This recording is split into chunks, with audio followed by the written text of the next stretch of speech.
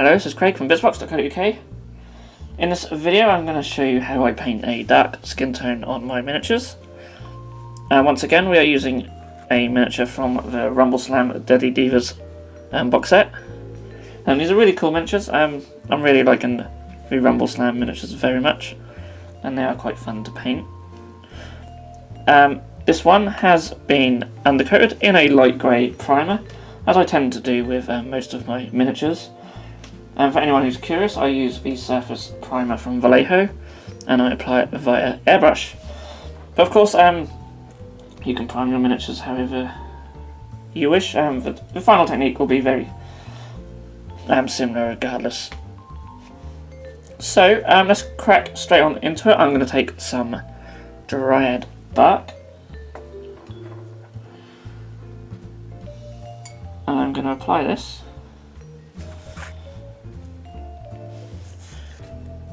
Just all over the skin areas.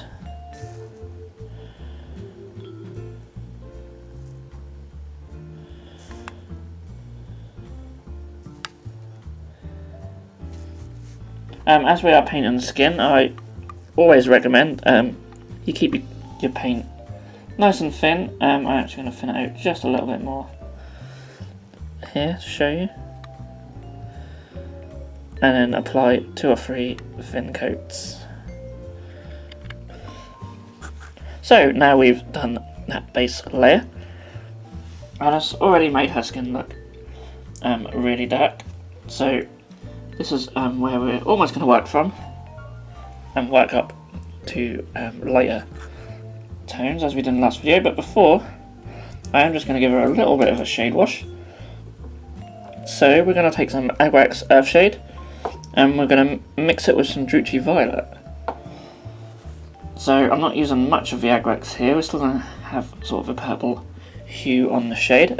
Purple's a really good shade to use on dark skin, works really well, and it just makes it a little bit more interesting. So we'll start on the stomach where there's quite defined muscles, just to show you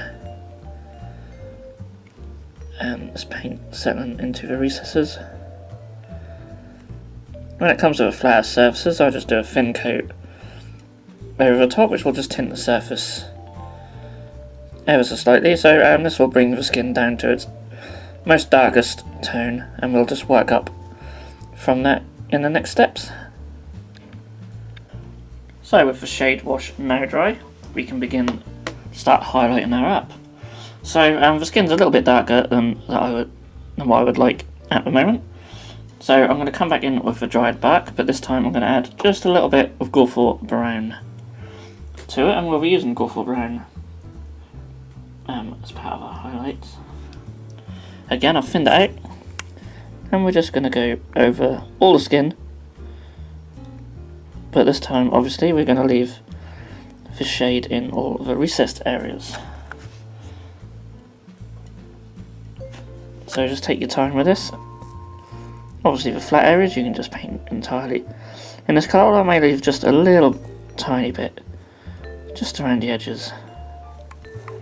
And of course when it comes to the muscles, we'll just paint all the raised areas, leaving the previous steps in the recesses. And of course when it comes to the face, just be careful going around the eyes and the lips, etc. Again, I'm going to do 2 or 3 thin coats of this. That'll build up a nice solid skin tone. So here she is now that that layer is done. So this time we're going to do similar thing, but this time we're going to add some more Gorfor Brown into the mix. So still Gorfor Brown dried bark, but this time just with more Gorfor Brown. And we're going to go over these areas, but we're going to focus more on where we want our highlights to be. So this will just help us build up a nice transition as we go up through the colours. And bear with me as I'm mixing the paint as I speak. And you'll see the paint colour as it goes on. It really is just a case of just eyeballing it to get it to the colour that you really want. As you can see when it goes on, just bring it up a little bit.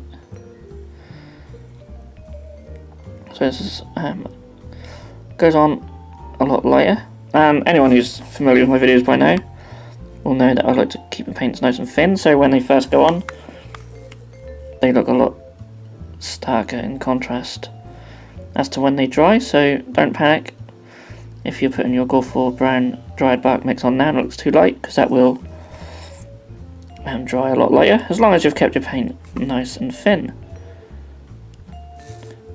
So most of my highlights are going to be towards the centre of the shins and the centre of the thighs. Imagine the light shining down, sort of almost like this on her. The head, I always like to do above the brows, the nose, the cheeks, and even on the chin. And I may have to switch to a little brush when I go do that. So I'll just show you on her belly. Now when a miniature's got a six-pack like this, it makes highlighting the belly quite easy because you just pick out them raised muscles. Let's get the top of her hips as well. So I'll go around and do the rest, and then we'll move on to our next highlight. Okay, so as you can see, we're now starting to get our highlights forming. So now we're going to go into pure Gore 4 brown. Now I'm going to thin out because it's quite a bright colour, well, in comparison at least. So we don't want these highlights to just really pop out. We just want them to just help, just sort of build up from what we've done previously, of course. I'm going to be a lot more focused with these highlights as well. So really just picking out just little bits of the muscles on the belly. I'm not trying to be too realistic when it comes to highlights. I do try and sort of have that sort of almost zenithal look, but sometimes I just do a bit stylized as well. And there's more of the flatter areas where I sort of try and be more zenithal, but when you have lots of detail and muscles and such, stylized approach normally works a lot easier. So you can see when I'm putting these highlights on the front here, they look quite bright at first, but you can see this one already darkening down. Try and highlight more towards the knees. And we'll just run a line just down the shins as well. And try and keep it a little bit more spread evenly than I have there.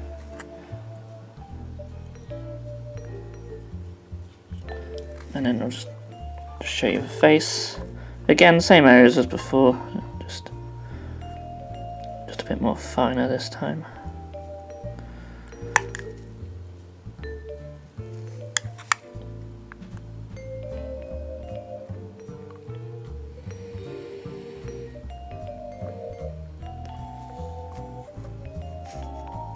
Okay, so I'll just finish off her arms. Now with the arms, haven't mentioned previously, I'm just sort of following the muscles that she's got, so they're very subtle, but if you look closer on the miniature you can just see a few lines where her muscles are.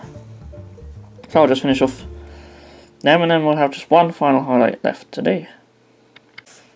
Okay, so she's almost complete, and lastly we're just going to do one final highlight, and this is actually going to be with Cadian Flesh Tone.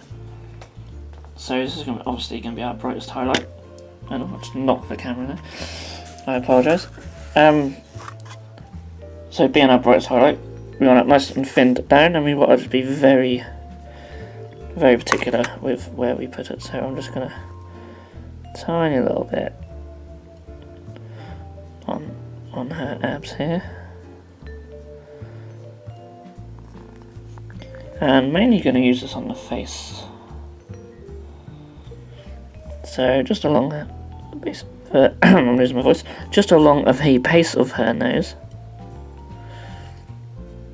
And just above her eyes. It's a bit too much there. Just wipe that away. So another reason that I like to use thin paints is if I just make a mistake, like I did just then, I can just get a drier brush and wipe them away quite easily. Just want a little bit more up there.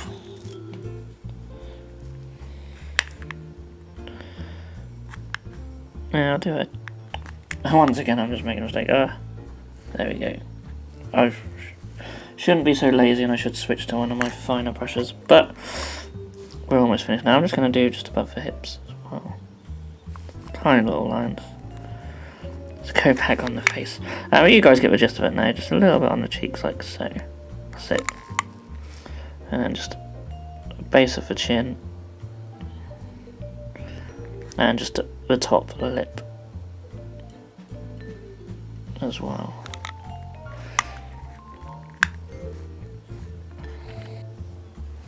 And now the skin is complete.